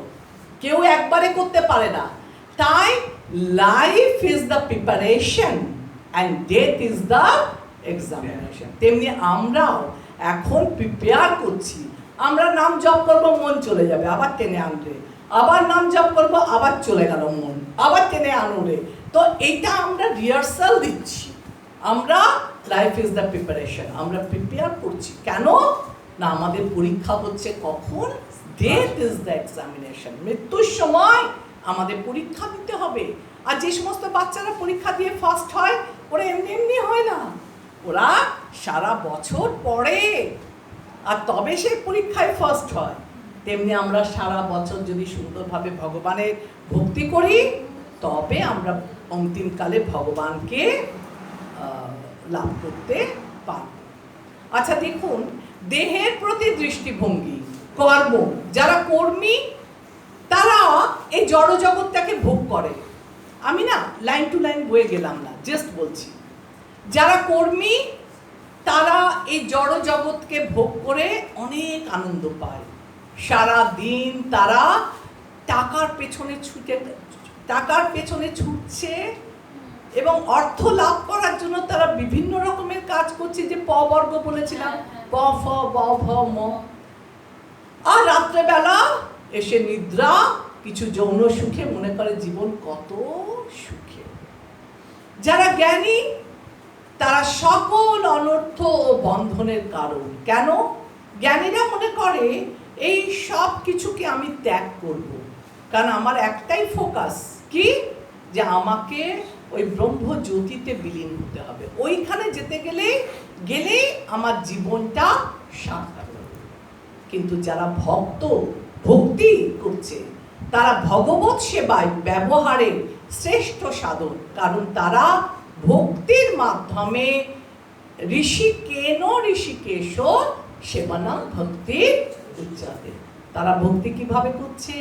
নিজের সমস্ত ইন্দ্রিয় দিয়ে, ইন্দ্রিয়ের অধীশ্বর ঋষিকেশের সেবা করছে। আচ্ছা আমি এগুলো গেলাম না, মানুষ কুকুর এগুলো আমি আপনাদের বুঝিয়ে দিয়েছি, ঠিক আছে, বিজাতীয় পোশাক। তাহলে এবার ইম্পর্টেন্ট পয়েন্টগুলো বলি আপনাদের। স্মরণীয় বিষয়, আমি দেহ নই, আমি হচ্ছি একটা বিজাতীয় পোশাক। এই যে আমার দেহ, এই দেহটা একটা পোশাক মাত্র। মৃত্যুর পর এই পোশাকটা, পঞ্চভূতে তৈরি আমাদের এই দেহ। কি কি পঞ্চভূত? ক্ষিতি, অপ, তেজ, মরুত, মৃত্যুর পর পুড়ে ছাই হয়ে যাবে।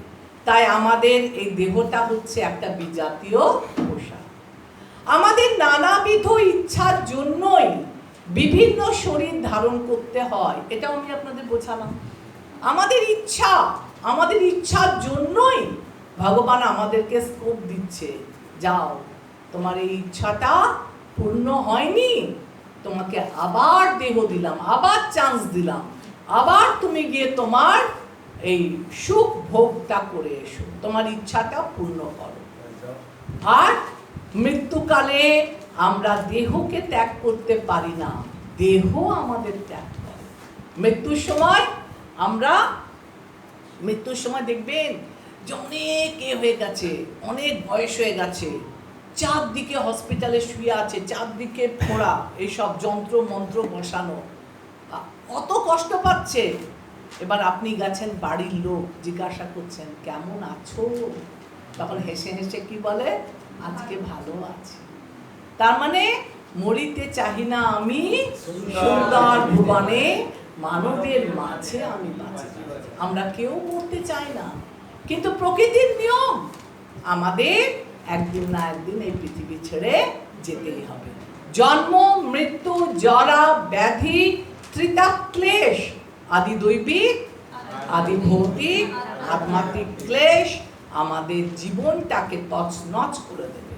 কারণ গীতায় বলেছে এই যে জগৎটা, এটা হচ্ছে দুঃখালয়াম শাশ্বতম, এখানে সুখ নেই। আমরা যাকে সুখ বলে ভাবি সেটা দুটো দুঃখের মাঝখানে খানিক বিরাম। একটা টোস্টার, পাউরুটির টোস্টার হয় না, সেই টোস্টারে আমরা পাউরুটিটা দিলে, ব্রেডটা দিলে, সুইচ অন করলেই পাউরুটিটা কি হয়, ওপর থেকে শক্ত হয়ে বেরিয়ে আসে। তলায় নরম পাউরুটিটা ভরে দিলাম, আর সুইচ অন করলেই ওপরে উঠে গেল শক্ত। কারণ কি, এই টোস্টারটা এইভাবেই তৈরি করা হয়েছে যে নরম পাউরুটিটাকে শক্ত করতে। তেমনি এই যে আমাদের জড় জগৎ, এটাকে এইভাবেই তৈরি করেছে যে আমরা সবাই এখানে সংশোধন হতে এসেছি। জেলখানা এটা, সংশোধনাগার। আমরা নিজেকে রেকটিফাই করব, আমরা ভগবান হতে চেয়েছিলাম, আমরা ভোগ করতে চেয়েছিলাম, তাই আমাদের আজ এরকম দুর্দশা।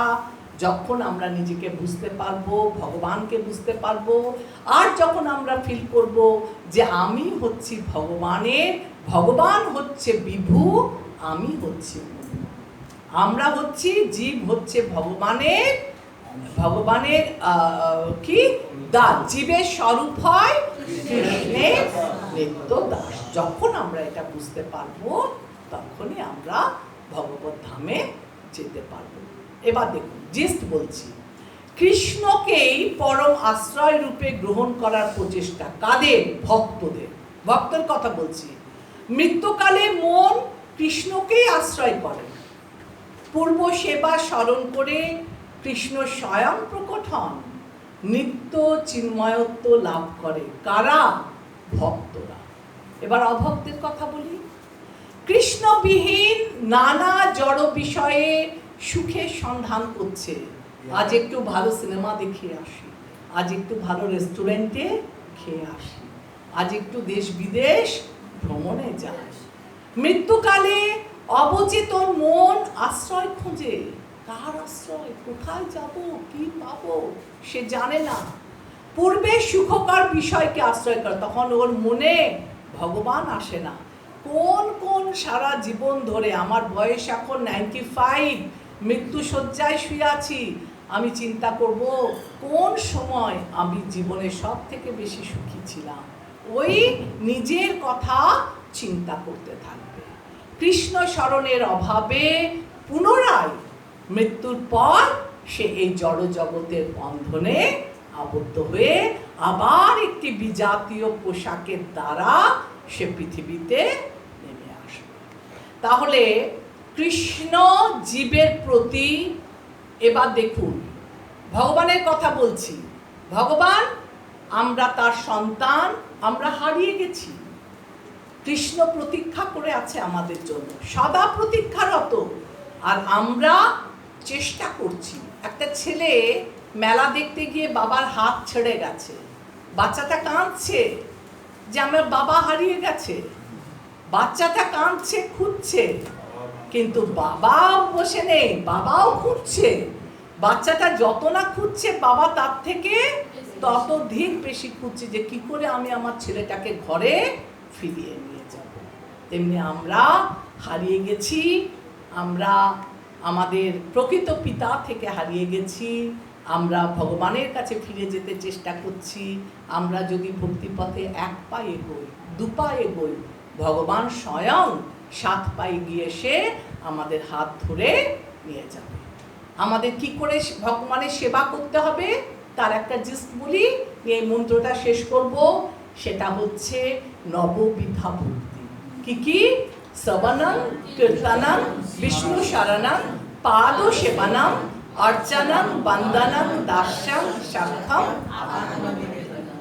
এগুলো এক একটা যদি কেউ করে, এক একটা, তাহলেই সে ভগবত ধামে ফিরে যেতে পারে। শ্রবণের মাধ্যমে কে গেছিল? পরীক্ষিত মহারাজ। কীর্তনের মাধ্যমে কে গেছিল? সুখদেব গোস্বামী। শরণ, বিষ্ণুকে স্মরণ করছে প্রহ্লাদ মহারাজ। পাদ সেবানাম, সদা মা লক্ষ্মী দেবী পাদ মার্জনা করছেন। অর্চন, অর্চন কে করেছিল? পৃথু মহারাজ। বন্দনম, স্তুতি অক্কুর মহারাজ, অক্কুর করেছিল। দাস্য হনুমান, আজকে হনুমান শ্রী রামচন্দ্রের যা সেবা দিয়েছে দাস্য, সেটা প্রকৃত উদাহরণ। সক্ষম অর্জুন, সুদামা, আত্মনিবেদন। তো এইরকম ভাবে আমরা যদি ভগবানের সেবা করতে পারি, যে কোনো একটাকে অবলম্বন করেও, তাহলে আমরা ভগবত ধামে ফিরে যাওয়া নিশ্চিত। এরপর আপনাদের 18 নাম্বার চলে আসুন। 18 নাম্বারে কি বলছে? প্রার্থনা। হ্যাঁ, আরেকটা একটু ইম্পর্টেন্ট দুটো বলি, আপনাদের ভাল লাগবে। 17 নাম্বার শ্লোকে দেখুন, আপনারা হচ্ছেন সবাই যোদ্ধা। মনে করুন একটা বাস্তব উদাহরণ, একটা যোদ্ধা, যোদ্ধার হাতে কি থাকে? অস্ত্র থাকে।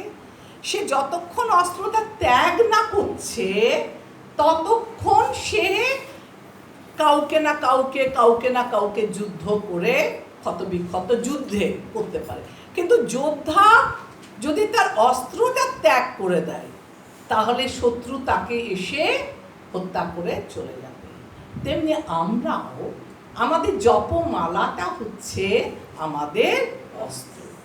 আমরা যতক্ষণ জপমালাটা আমাদের হাতে ধরে রাখবো, যতক্ষণ আমরা জপ করতে থাকবো, যেভাবে আমরা জীবন পরিচালিত করব, আমরা হেরে যাব না। কিন্তু যদি আমরা ভাবি, আরে এই জপমালা করে কি হবে, এই তো এত করছি, ভক্তিতে কোথায় উন্নতি, না কিছুই হচ্ছে না, পাবে না মাঝে মাঝে। তো এই যে নেগেটিভ চিন্তা, সেটাকে আমাদের সমূলে ত্যাগ করতে হবে। আরেকটা খুব সুন্দর বলছে যে সময় আমরা ভক্তিতে যদি না লাগাই, না ভক্তিতে না লাগিয়ে ভাবছি যে একটুখানি দেখে নিই না, মোবাইলে একটা খুব সুন্দর দেখাচ্ছে না, ফেসবুকে দেখাচ্ছে, একটু দেখি। ওই যে একটু দেখি বলে আপনি সেবা ছেড়ে এলেন, এবার কখন যে ঘন্টার পর ঘন্টা সেটাতে মনোনিবেশ করে দিয়েছেন। তো আপনার, যদি আপনি ভক্তি পথে সময় না দেন, তাহলে জড় জগতের সময় আপনার সময়টা ছিনিয়ে নেবে। আপনি বুঝতেই পারলেন না, 5 মিনিটের জন্য গিয়ে কত সময় চলে গেল। এবার 18 নাম্বার শ্লোক খুলুন, কি বলছে দেখুন। অগ্নেয়ায় সুপথারায় আসমান, বিশ্বানি দেব বয়ুনানি বিদ্বান, জ্যোধি अस्मत् जुहुरानम् জ্যোধি अस्मत् जुहुरानम् एनो भूयिष्ठाम् ते नम उक्तिं विधिमो। হে ভগবান, আপনি অগ্নিসম তেজস্বী, সর্বশক্তিমান। এখন আপনাকে অসংখ্য ষষ্ঠাঙ্গ প্রণিপাত নিবেদন করি। হে পরম কল্যাণময়, আপনি আমাকে যথাযথভাবে চালিত করুন, যাতে পরিণামে আমি আপনাকেই প্রাপ্ত হই। আপনি আমার অতীত কর্ম সম্বন্ধে সম্পূর্ণরূপে অবগত, তাই কৃপা করে পরমার্থ লাভের অগ্রগতির পথে প্রতিবন্ধক স্বরূপ পূর্ব পাপকর্মের ফল থেকে আমাকে মুক্ত করুন। তাহলে আমরা এই যে 18 নাম্বার শ্লোক খুব ছোট্ট করে বলে দিয়েছে সারাংশ। 1 নাম্বার অনুচ্ছেদে কি আছে, যে পারমার্থিক জীবনে আমাদের কি কি বাধা আসে। পারমার্থিক জীবনে বাধা আসে না? আপনি ভক্তি করছেন, পাশের লোক এসে বলছে, দেখো দেখো কপালে তিলক কেটেছে, গলায় কণ্ঠে লাগিয়েছে। কত পাড়ার লোক বলে, ঘরের লোক বলে, বাইরের লোক আর কি বলবে, অফিসের লোক বলে। তো ভক্তি পথেও অনেক অবস্টাকল, বাধা আসে। এরপরে 2 থেকে 4-এ বলছে ভক্তি পথের সাফল্যটা খুব ধীরে, সাফল্য লাভের ক্রমিক ও দ্রুততম পন্থা। আপনি একবারে একটা 1-এর বাচ্চা 1-এ পড়ছে, তাকে যদি আপনি এমএসসি পড়তে নিয়ে যান, ক্লাস ইউনিভার্সিটির ক্লাসে বসানো, কিছু বুঝবে? কিছুই বুঝবে না। আপনাকে স্টেপ বাই স্টেপ ভক্তিপথে অগ্রসর করতে। ভক্তিপথে অগ্রসর হওয়ার স্টেপগুলো আপনাদের অনেক বুঝিয়েছিলাম, মনে আছে? প্রথমে কি 1 নাম্বার সিঁড়িটা কি ভক্তি? একদম নিচে সিঁড়ি হচ্ছে আদৌ শ্রদ্ধা। 2 নাম্বার সিঁড়ি সাধু সঙ্গ। যখন আপনার মনে হলো আমি একটু ভক্তি করব, তখন আমার মনে হলো যাই তো একবার ইস্কানে, দেখি তো ইস্কানের প্রভুজিরা কেমন ভক্তি করছে। তখন আপনি ইস্কানে এসে সাধু সঙ্গ করলেন। সাধু তখন আপনাকে কি বললো? 3 নাম্বার সিঁড়ি ভজন ক্রিয়া। সাধু আপনাকে প্রবচন দিল, কীর্তন করলো, আর এটা হয়ে গেল 3 নম্বর সিঁড়িতে আপনি উঠছেন। 4 নাম্বার সিঁড়ি অনর্থ নিবৃত্তি। আমাদের অন্তরে কাম, ক্রোধ, লোভ, মদ, মোহ, মাৎসর্য, যত আমরা জপ করব, তত ধীরে ধীরে এই অনর্থগুলো দূরীভূত হবে। কত নাম্বার সিঁড়ি ছিল? অনর্থ 4। 5 নাম্বার সিঁড়িটা কি? নিষ্ঠা। আপনাদের খুব সুন্দর আমি উদাহরণ দিয়েছিলাম, দোকানে ডাক্তারের কাছে গেল, প্রথমে আপনার আদর শ্রদ্ধা হয়েছিল, কিন্তু আপনার প্রথমে অসুস্থ হয়েছেন, ডাক্তার দেখে গেছেন, এবার ডাক্তার আপনাকে ওষুধ দিয়েছে, আর ওষুধ খেয়ে আপনি সেরে গেছেন। তখন আপনার প্রথমে ডাক্তারের উপর শ্রদ্ধা ছিল, আর যখন ডাক্তার আপনার রোগ সারিয়ে দিল, তখন আপনার শ্রদ্ধাটা দ্বিগুণ হয়ে গেল। তেমনি নিষ্ঠা স্তরে আপনার আদর শ্রদ্ধা ছিল প্রথমে, কিন্তু নিষ্ঠা স্তরে আপনার ওইটা আরো দ্বিগুণ দৃঢ় প্রতিপন্ন হলো। কত নম্বর সিঁড়ি? নিষ্ঠাটা 5। 6 নম্বর সিঁড়ি কি ছিল? রুচি। তখন আপনার কি হবে? যে না, 16 মালা হলো, আমি আরেকটু জপ করবো। আপনার রুচি হয়েছে আরো আরো। ওই যে উদাহরণ দিয়েছিলাম, একটা নেশা করে ব্যক্তি, প্রথমে তো লোকে জোর করে ওকে নেশা করালো, এত ভালো লেগে গেল যে তখন আর বন্ধু বান্ধব বলছে না রে তুই খা, ও তখন নিজেই নেশা, কারণ ওর তখন রুচি হয়ে গেছে মাদক দ্রব্যের প্রতি, ও নিজের থেকেই খেতে শুরু করছে আরো আরো আরো। তেমনি মাদককে যেমন নেশা ধরায়, আপনি হরে কৃষ্ণ মহামন্ত্র জপ করছেন, যখন আপনার নিষ্ঠা হলো, দৃঢ়তা, তখন আপনার সেই মাতালের মতো মনে হবে আমি আরো জপ করব, আরো জপ করব, আরো জপ করব। এটা হলো রুচি। কত নাম্বার সিঁড়ি? 6। এবার 7 নাম্বার সিঁড়িতে আসক্তি। তখন আপনার আসক্তি, একটা মাতাল যেমন ভাবে আমি মদ ছাড়া থাকতে পারবো, আমার সংসার উচ্ছন্নে যাক, ঘর বাড়ি পুত্র কন্যা যে যেখানে আছে যাক, আমার খালি নেশা দ্রব্য চাই, বাকি আর কিচ্ছু চায় না। তেমনি হরিনামের নেশায় এই আসক্তি আপনার আসবে। তখন আপনি ভাববেন লোকে যে যা করছে করুক, হরিনাম বিনা আপনার আর, তখন ভাববেন আমাদের আর কোনো বই বলে না হরের নাম হরের নাম হরের নাম কেবলম কালো নাস্তে ভো নাস্তে ভো নাস্তে ভো। এটা কত নাম্বার সিঁড়ি? 7। এই করতে করতে আপনার মনে ভাবের উদয় হবে, আর ভাব থেকে কি হয়? প্রেম। এই ভাব আর প্রেমের মধ্যে কি ফারাক বুঝিয়েছিলাম আমি আপনাদের? যে একটা গোলাপের কুড়ি হচ্ছে ভাব, আর যখন গোলাপটা ফুটে গেল প্রস্ফুটিত, তখন সেটা প্রেম। একটা পদ্ম ফুল যখন কুড়ি আছে ভাব, আর যখন ওই ভাবটা পদ্ম ফুলটা ফুটে গেল, তখন সেটাই কিসে পরিণত হলো? প্রেমে পরিণত হলো। এত কথা কেন বললাম? না, ভক্তি কিভাবে একদিনে দৌড়ে আপনি প্রেমে পরিণত হবেন না, আপনাকে স্টেপ বাই স্টেপ সুন্দর করে উঠতে হবে। এবার দেখুন, আপনি ভক্তিপথের নৌকায় চেপে বসেছেন, ঠিক আছে? আমরা সবাই ইস্কন নামক নৌকায় চেপে বসেছি, ভক্তি করছি। গুরু মহারাজরা হচ্ছে আমাদের কান্ডারি, নৌকো চালাচ্ছে। এবার আমার পতন কিভাবে হবে? পতন হয় না, অনেকের হয় না পতন। বলছে দেখুন, যদি নৌকোটায় আপনি ছিদ্র করে দেন, তাহলে ফুটো করেন, তাহলে নৌকোটা কি হবে?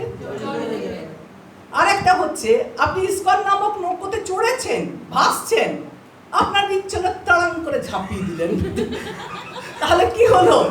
আপনি ইস্কন ছেড়ে চলে গেলেন, তাহলে কি হলো? আপনার ভক্তিপথ হবে? আর নিজেই নিজের হত্যা করলেন। ঝগড়া হবে, ঝাঁটি হবে, মনোমালিন্য হবে, একে অপরকে লড়লো, কিন্তু কখনো ইস্কন ছেড়ে যাওয়ার নাম করবে না। বলে না যে অলওয়েজ থিঙ্ক কৃষ্ণা। আর একটা বলে যেখানে যাই করবে ইস্কন ছেড়ে কখনো হবে মনোমালিন্য, এটা নয়। আমরা জড়জগতের জীব, আমাদের মধ্যে অনর্থ আছে, লড়বেন, কথা হবে, ঝগড়া হবে, কিন্তু ইস্কন ছেড়ে যাওয়ার কথা। একটা ভিডিওতে দেখেছিলাম মাতাজি, মানে প্রভুপাদ বলছিলেন যে কেউ যদি ইসকন ছেড়ে চলে যায়, মানে তার থেকে পারমার্থিক অগ্রগতিটা খুব কষ্ট পেয়ে অবস্ট্যাকল যদি কেউ ছেড়ে চলে যেত, একদম ঠিক। আর একটা হচ্ছে দেখুন, আপনি দেখছেন যে দূরে একটা পাহাড় আসছে, আঁধি আসছে, আপনি নৌকোটাকে সেই দিকে নিয়ে যাচ্ছেন, নৌকোটা ওই দিকে ধেয়ে যাচ্ছে, তো আপনাকে তখন বাঁচাতে হবে, নিজেকে এস্কেপ করতে হবে, যে না আমার এই পথে যাওয়াটা বিপদ, তো আমি এই পথে যাব না। আর যারা, এগুলো কার কথা বললাম? ভক্তর কথা বললাম। এবার যারা অভক্ত তার কথা বলি, বলছে গোপনে পাপ আচরণ। অভক্তরা ভাবে আরে কে দেখছে আমাকে, আমি ঘরের ভেতর কি করছি, কেউ দেখছে না, তো গোপনে পাপ আচরণ করছে। 2 নাম্বার, ভক্তি অনুশীলনের বন্ধ করা, ভক্তি করছে না, 16 মালা জপ করলো, কে দেখছে, আমি 16 মালা করছি না, 8 মালা করছি না, 4 মালা করে মুখে বলে দেবো 16 মালা করছি, কিন্তু ভগবান পরমাত্মা রূপে সব দেখছে। আর কৌতূহল বশত উত্তেজয় বিষয়ে প্রবেশ। দেখুন রাস্তায় কত লোক কত রকমের কৌতূহল করে, কত হাল্লা গোল্লা।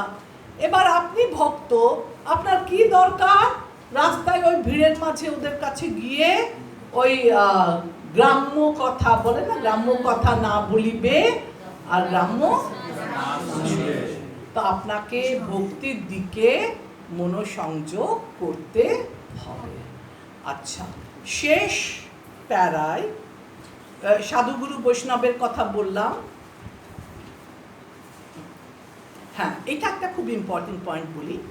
দেখুন আমরা চোখের দৃষ্টি, জড়জগৎ আমাদের অ্যাট্রাক্ট করবে, বলে না বহির্বিশ্বের রূপ, রস, শব্দ, গন্ধ, স্পর্শ প্রতিনিয়ত আমাদেরকে আকর্ষণ করে। আর যেই আমাদের আকর্ষণ করবে না, প্রথমেই আমার মন ওটাকে নিয়ে নেবে, ইন্দ্রিয় আকর্ষণ করছে, মন চলে যাবে, আর আমরা কি হয়ে যাব, তখনই মায়া দেবী সাকসেসফুল, মায়ার কবলে আমরা পড়ে গেলাম। তাই মায়া থেকে আমাদেরকে খুব সাবধান থাকতে হবে। কিরকম ভাবে সাবধান হতে হবে না, কৃষ্ণ সূর্য সম, মায়া হয় অন্ধকার, যাহা কৃষ্ণ তাহা নাহি মায়ার অধিকার। এবার আপনাদের মাইক ঠিক নেই তো, আমি পড়ি তাহলে, ঠিক আছে? আচ্ছা, লাস্ট স্ট্যান্জা একজন খুব সুন্দর করে পড়ুন। হ্যাঁ, আমার এটা হয়ে গেলে 8:30-তে এটা বন্ধ করবে। ভগবানের মহিমা ওইটা? হ্যাঁ বলুন। ভগবানের মহিমা শ্রবণ ও কীর্তন উভয়েই পুণ্য কর্ম। ভগবান চান সকলেই তার নাম শ্রবণ ও কীর্তন করুন, কারণ তিনি সমগ্র জীবের সহিত। ভগবানের মহিমা শ্রবণ ও কীর্তনের দ্বারা যে কেউ সমস্ত অবাঞ্ছিত বাসনা থেকে পরিশুদ্ধ হন এবং ভগবানের প্রতি তার ভক্তির নিষ্ঠা দৃঢ় নিবদ্ধ হয়। এই স্তরে ভক্ত ব্রাহ্মণের গুণাবলী অর্জন করেন এবং ইতর রজ ও তমগুণজাত প্রতিক্রিয়াগুলি সম্পূর্ণরূপে অন্তরিত হয়। তার ভগবত ভক্তির বলে ভক্ত সম্পূর্ণরূপে জ্ঞানালোক প্রাপ্ত হন এবং এভাবেই তিনি ভগবানকে লাভ করার উপায় অবগত হন। সব সংশয় বিদ্রুত হওয়ায় তিনি এক শুদ্ধ ভক্তে পরিণত হন। এভাবেই যে শাস্ত্র জ্ঞান মানুষকে পরমেশ্বর ভগবান শ্রীকৃষ্ণের সান্নিধ্যে নিয়ে আসে, সেই শ্রী ঈশোপনিষদের ভক্তি বেদান্ত তাৎপর্য সমাপ্ত। ঠিক আছে, তাহলে আমরা কি দেখছি যে ভগবান, আমরা শ্রবণ কীর্তনের মাধ্যমে ভগবানের আরাধনা করব, ভগবানেরকে ডাকবো, আর ভগবান এত কৃপাময় যে ভক্ত যদি কখনো বিপাকেও পড়ে যায় তাহলে ভগবান স্বয়ং এসে তৎক্ষণাৎ অভ্যন্তর থেকে তাকে শক্তি দেয় আর তাকে সেই বিপদ থেকে তৎক্ষণাৎ সংশোধন করেন। কারণ ভক্ত মাত্রই ভগবানের অত্যন্ত প্রিয়। তো আমরা এই চ্যাপ্টারে এই মন্ত্রটাতে কি দেখলাম? সাধ্য, সাধন, তত্ত্ব। সাধ্যকে ভগবান স্বয়ং সাধ্য, তাই না? আর ভগবানের কাছে আমরা কিভাবে পৌঁছাবো? সেটা হচ্ছে সাধন, উপায়, ভক্তির মাধ্যমে আমরা ভগবানের কাছে পৌঁছাবো। এটাই ছিল আমাদের আজকে বিষয়বস্তু। এখানেই রইল আজ অমৃত লহরী।